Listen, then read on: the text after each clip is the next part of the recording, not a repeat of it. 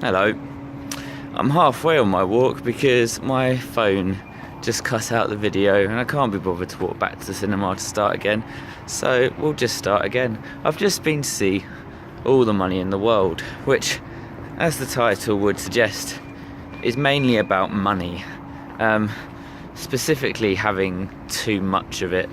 The film follows the infamous kidnapping of J. Paul Getty's grandson, also called J. Paul Getty, because that seems to be the way that rich and powerful assholes roll. They just name their kids and their grandkids after themselves.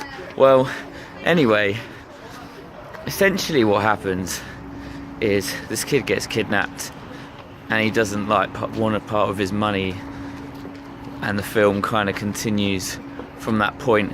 There's many points in the film when you kind of go, God, it's probably going to end soon, and it doesn't. It's directed by Ridley Scott, and Ridley Scott, is a good director who doesn't really do many good films, in my opinion. A lot of the time they're overly long. He tries to put too much of what I think he probably thinks is plot, but tends to just usually be boring dialogue and not an awful lot of development. So, that's kind of a bit how I felt about this. The acting's really good. Christopher Plummer is excellent as J. Paul Getty. To be honest, it's almost as controversial that he was in the film as the film's subject itself, because he obviously replaced Kevin Spacey, because Kevin Spacey got in a lot of trouble. So I guess, to be honest, that kind of subplot of Kevin Spacey is probably as interesting.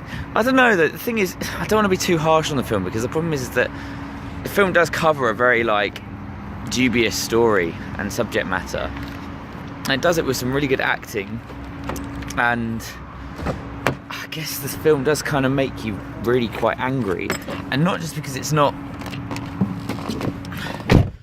always exciting, but because just plain horrible, some of the stuff that apparently actually happened. So it does make you feel things. And it is quite a well put together film, but it certainly wasn't my favourite. I get a feeling that it's probably going to do quite well, and the critics have kind of liked it. In honesty, I'm pretty middle of the road with it, so I'd probably give it a 5. As in, I'd pay £5 for it if I wanted to spend a max of 10.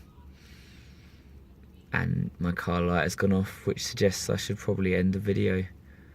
So, you may love it, you may hate it, you may just think it's average, like me.